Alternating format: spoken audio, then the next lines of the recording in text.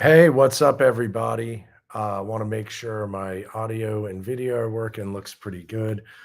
So we're checking in here a couple weeks after the landfall of Hurricane Milton, of course, Hurricane Helene, week and a half prior. So as you go through these storm cycles, you learn a lot. You learn a lot about how people are reacting. You learn a lot about how insurance companies excuse me, and FEMA and everyone's kind of responding to the disaster. And I wanted to kind of take a chance here to talk about what we're seeing and hopefully again share some value for people who are maybe going through this, seeing what other people are going through, how other people are handling things, and knowing that you're not alone in this process. So, have a couple of fun topics, interesting topics, to touch on this morning. And also want to give everyone a heads up. It looks like Monday at 11 a.m. I'll be going live with Brian Bland with iMold.us. It's a restoration and mold remediation company. And I think that'll be really, really helpful for people who have suffered flood damages and you're going through that rebuild process. Just a nice informal conversation, which I'll lead, trying to help people address the common issues when you have that dirty floodwater in your house. How do you manage it? How do you physically manage it?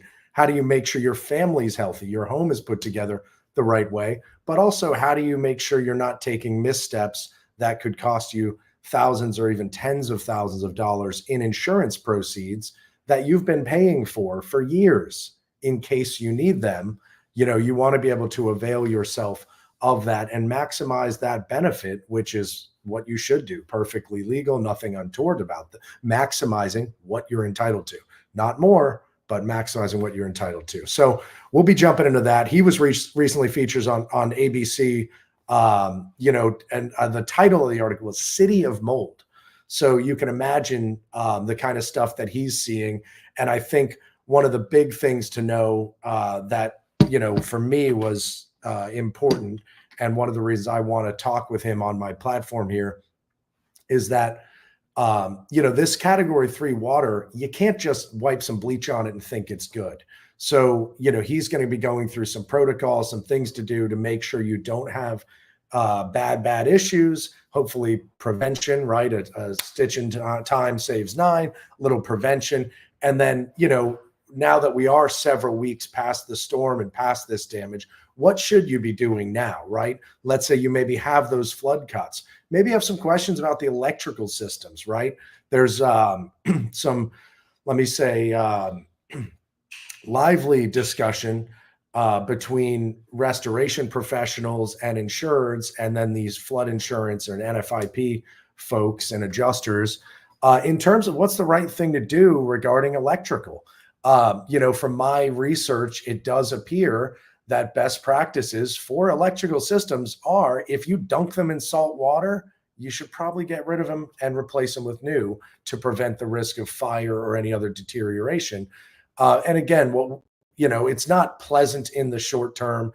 It may be more expensive than you've budgeted for, but certainly having these things go awry on you 5 years down the line after you've already refinished everything in the home, that's going to be a much more expensive project. So it really comes down to making these prudent decisions on a day-by-day basis, which is one of the themes that I've been, trying to give in all my, my advice and my talking with people. And this platform, is saying, hey, let's just take it day by day. Let's try to make prudent decisions. Let's not get overwhelmed. Let's turn to experts. Even me, I'm turning to experts. I'm not a mold professional. So what do? Well, I call the mold professional. Additionally, everyone that I've had a chance to have on here and have these discussions with has offered that they're willing to talk to people with no cost, no commitment. So if I'm a homeowner and I got flood and I don't know what to do, man, I'm working that phone. I am calling 2 or 3 people saying, hey, what do you think? Hey, what do you think? All right, great. I'm going to take all that information and then I'm going to come up with, using my best judgment. It's my home. I have to use my best judgment within the parameters of what knowledge I have. What are some of the risks I can't account for, don't know? What's my financing stack, right? Do I have money set aside for this? Am I waiting on insurance proceeds? Can I finance this? Those are all the different investigation of the facts, the information you need. And then you want to come up with some options and maybe do some pros and cons. And then maybe again, call those experts, say, hey, here's what I'm thinking. Do I have any blind spots? So, and that's probably a little insight into what we do as lawyers too, right? We get hired, we do almost exclusively tile roofs and commercial claims at this point, and I started close to 15 years ago, and we do every claim, every type of claim. And that's how you learn. At this point, we've kind of earned the reputation of being experts with tile and certainly commercial jobs. We try cases. We're a real law firm, not these settlement mills that are just abhorrent. But, that's how you start off. You get this information from somebody and we perform an investigation. Just because a roofing contractor says this is a slam dunk roof replacement doesn't mean that's the truth. And just because the insurance company says, oh, it's barely damaged, you can do a patch repair, you're entitled to nothing because it doesn't exceed your deductible. We don't take that as the truth either. The first step in the Tiger process, our system that we've codified to get through these claims quickly, efficiently, and smartly, is an investigation, and a thorough investigation. So, that's where you want to start as a homeowner. If you're managing your own claim, you want to do your investigation, do the best job you can. If you're, out of your depth, or you don't have time, or it's just, some people just aren't detail oriented, they have other skill sets, whatever, maybe consider bringing in an expert. I would implore you, we don't really help out in this space. We'll do some big condo floods, we'll do some other commercial floods. But like for 10% or whatever with a good PA, they're going to come in, organize all this, keep that thing moving proactively, help you arrange contents and vendors. And sounds like a pretty prudent investment to me. If it was me and my home, to be able to kind of outsource that to someone else, it seems to me that they would earn their fee. Of course, but that's a judgment call for every policyholder or homeowner to make on their own. Is, would you rather do all of that work yourself, all of that investigation, proactive presentation, and kind of give it a try, or are you busy, or are you know yourself better, you're not organized, you're not capable of doing this, or it's too emotional, that's the type of thing where you bring in an expert. So, just wanted to touch on some of that. And again, where we are right now, in this storm is people are still waiting to hear back from insurance companies. They're still waiting on their claims determinations. So as a law firm, we generally get involved on larger losses up front, and we've got a bunch of those going. We got, I think, 6 apartment complexes in earlier this week, which we are moving proactively as we do everything. But what we do generally is, as a law firm, people kind of want to try it themselves, hey, for better or worse. And they want to see what the insurance company says.